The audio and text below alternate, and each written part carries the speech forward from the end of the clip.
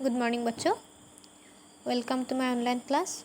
After a long time, we are going to start the chapter part 9. हमारा राष्ट्रीय ध्वज. इसका मतलब क्या है? हमारा नेशनल फ्लैग. तो यहाँ हम बच्चों के 20 और एक अध्यापक है. अध्यापक मतलब टीचर और स्टूडेंट्स. उन लोगों के बीच बातचीत हो रही है. तो देखो क्या बातचीत हो रही है. अध्यापक ने बोला, प्यारे बच्चों, बताओ हम अपने राष्ट्रीय ध्वज को क्या कहते हैं. देखो, तो तुम लोग बताओ हम अपने राष्ट्रीय ध्वज को क्या कहते हैं. तो सभी बच्चे ने बोला, तिरंगा झंडा. तुम लोग को पता है ना, हम उसको क्या बोलते हैं? झंडे को तिरंगा बोलते हैं. ठीक है. फिर अध्यापक ने पूछा, बिल्कुल ठीक, आज हम इसी तिरंगे झंडे के बारे में चर्चा करेंगे. दैट मीन्स हम आज क्या करेंगे? तिरंगा झंडे के बारे में जानेंगे. इसमें क्या कलर है, इसमें जो बीच में एक चक्र है उसको क्या बोलते हैं, और कब उसको हम फ्लैग होस्ट करते हैं, इसके बारे में हम जानेंगे. तो कनिका, मास्टर जी, इसे तिरंगा झंडा क्यों कहा जाता है? तो कनिका नाम की एक लड़की है जिसने पूछा, मास्टर जी, इसे तिरंगा झंडा क्यों कहा जाता है? तो अध्यापक ने बोला, इसे तिरंगा झंडा इसलिए कहा जाता है क्योंकि इसमें 3 रंगों का प्रयोग किया जाता है. 3 रंग मतलब 1, एक है, 2 सफ़ेद और 3 ये क्या है? हरा रंग है. तो इन 3 रंगों के वजह से इसे क्या बोलते हैं? तिरंगा बोलते हैं. फिर देखो बच्चों, तुम देखते हो कि इस झंडे में 3 रंग की पत्तियां है. पत्तियां मतलब इस जो कपड़े हैं, ये कपड़े के होते हैं ना, तो इसको क्या बोलते हैं? पत्तियां बोलते हैं और पत्ती बोलते हैं. ये तीनों पत्तियां हमें अलग अलग बातों का ज्ञान कराती है. तो उसके बाद शोएब ने बोला, जी हाँ, इसमें सबसे ऊपर केसरिया रंग की पत्ती दिखाई दे रही है. केसरिया मतलब जो ब्राउन कलर होता है उसको हम क्या बोलते हैं? हिंदी में केसरिया बोलते हैं.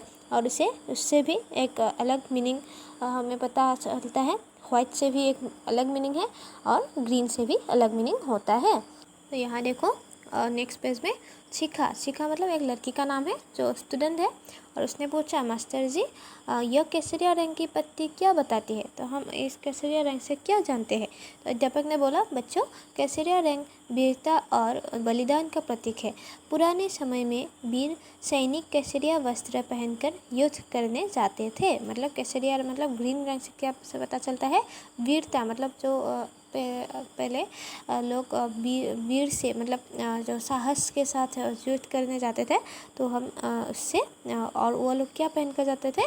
केसरिया रंग के वस्त्र मतलब कपड़े पहनकर जाते थे. उससे हमें पता चलता है कि केसरिया रंग वीरता और बलिदान का प्रतीक होता है. बलिदान मतलब त्याग, शहीद. जो शहीद होते हैं उन लोगों को हम क्या बोलते हैं? वीर बोलते हैं. ठीक है. तो हम इससे जो आर्मी का ड्रेस होता है सोल्जर्स का, उसका क्या होता है? थोड़ा थोड़ा केसरिया रंग का होता है ना.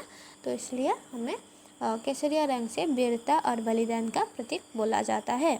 फिर देखो, मोहसिन एक लड़का है, उसने बोला, इस झंडे के बीच में तो सफ़ेद रंग की पत्ती है, वह क्या दर्शाती है? दर्शाती मतलब क्या बताती है?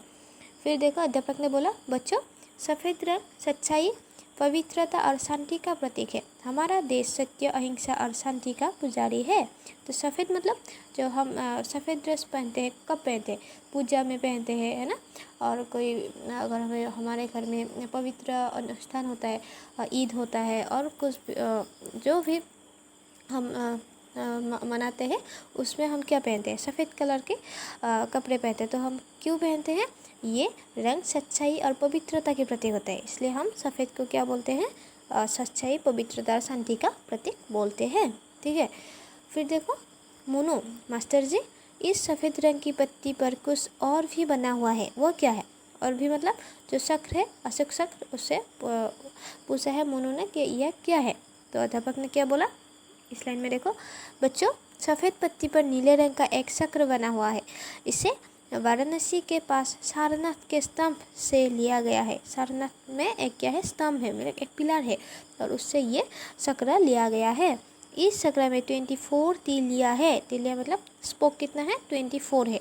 ये तीलियां 24 घंटे आगे बढ़ने रहने की प्रेरणा देती है। 24 मतलब एक, अगर हम वॉच को देखते हैं, हम एक दिन में कितने घंटे होते हैं, 24 आवर्स होते हैं। तो हमें 24 आवर्स हमें चलते रहने के लिए एक प्रेरणा देती है, एक उत्साह देती है। ठीक है।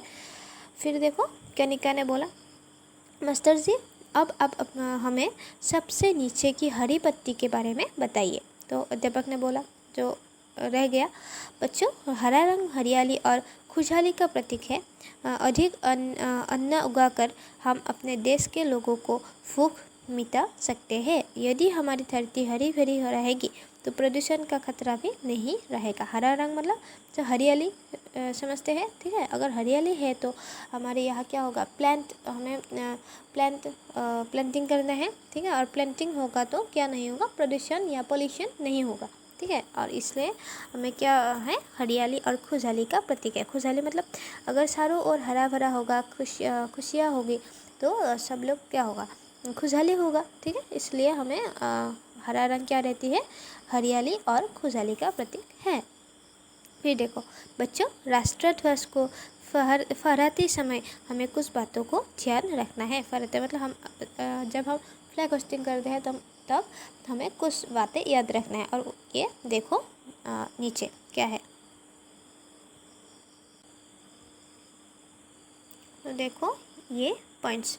पहले क्या है, इसकी केसरिया रंग की पत्ती हमेशा ऊपर रहनी चाहिए। जो ब्राउन कलर होता है वो हमेशा ऊपर रहना चाहिए। नंबर 2, जब कोई अन्य झंडा फहरा रहे हैं तो तब राष्ट्रध्वज को सबसे ऊपर रखना चाहिए। ठीक है। राष्ट्रध्वज हम हमेशा ऊपर रखना चाहिए, सबसे ऊपर। इसे कभी भी फटी अथवा गंदी अवस्था में नहीं फहरना चाहिए। अगर वहाँ कोई गंदी हो कपड़ा किसी वजह से, और कुछ जगह में फटे हो, तो हम इसे नहीं फहरना चाहिए। ठीक है। ये बात याद रखना। संध्या के समय इसे उतार लेना चाहिए। तो हम सुबह को फ्लैग होस्टिंग करते हैं ना, तो हम शाम को क्या करना चाहिए, उसे उतार लेना चाहिए।